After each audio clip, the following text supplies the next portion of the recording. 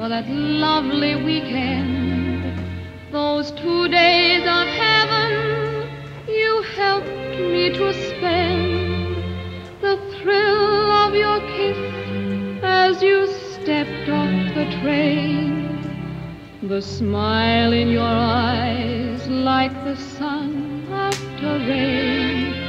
To mark the occasion, we went out to dine. Remember the laughter, the music, the wine, that drive in the taxi when midnight had flown, then breakfast next morning. My Wild Woman. My wild woman dances on tabletops in bars, full of smoke, and won't come down till morning. Her flesh is so soft it makes armies lay down their arms and cry for their mothers, a long-forgotten innocence. My wild woman makes love with every inch of her body. Just the sight of her toes would make a grown man beg. She sings full-fat blues songs from deep in her belly. She knows the time to go, catches the midnight train. My wild woman speaks the truth about what she knows and knows that she is always learning. She howls at the sight of her children mutilated and is strong enough to weep at the sight of a butterfly. My wild woman knows the meaning of life and knows that it is a simple thing.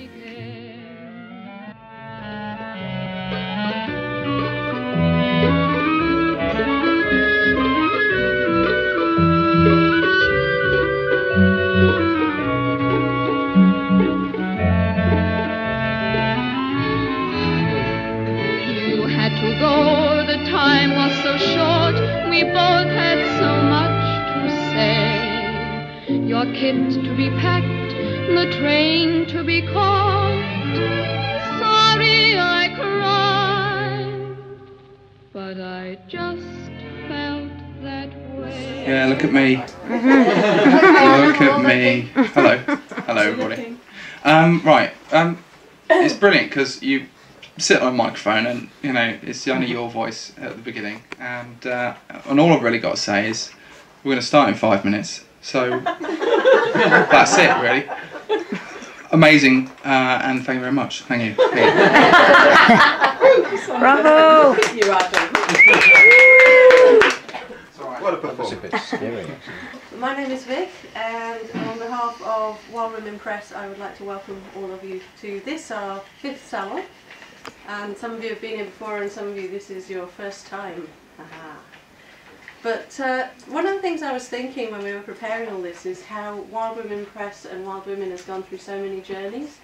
And we first met together and started writing and started exploring life, I suppose. And with support from each other, we kind of went with it and challenged ourselves and spoke our truth and sang our songs, and that's what we did. We're not singing because we're poets and we can't sing, but we do sing actually. That was another challenge, but that's for another day.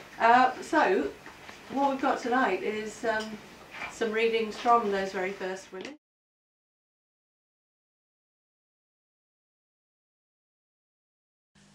The poet went down to the crossroads to make a bargain with the devil.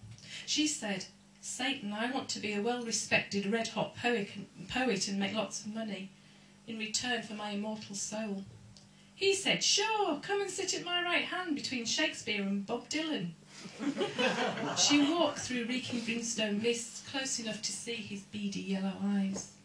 He said, "Whoa, wait a minute, you're a woman.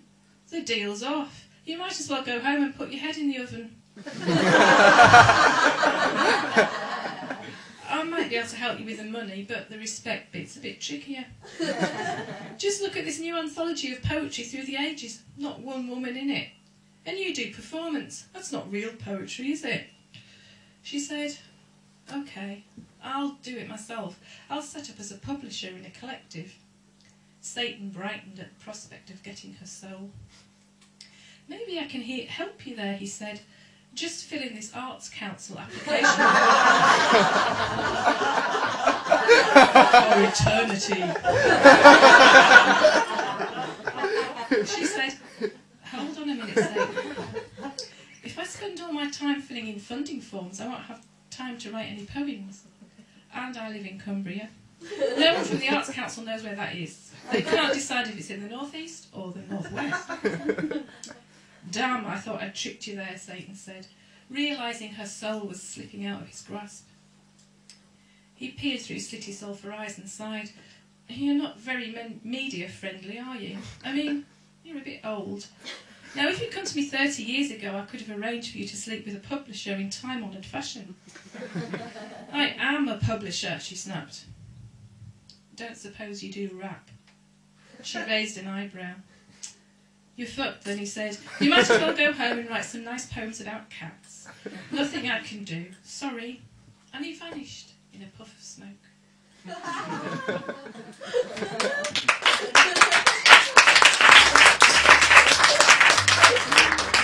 It appears like a conjuring trick. Alison brings chilled champagne. Cool, exclusive, bubbly, with just a hint of decadence.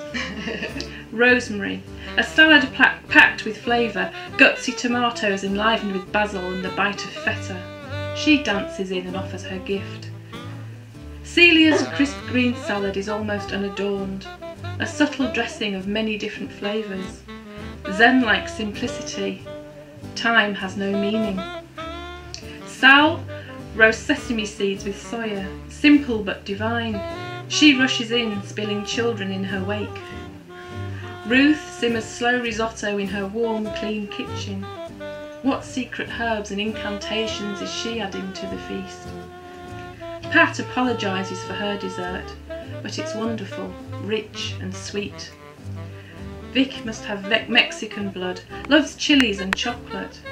Her tawny hand brushes Adam's cheek as she reaches for garlic in the kitchen.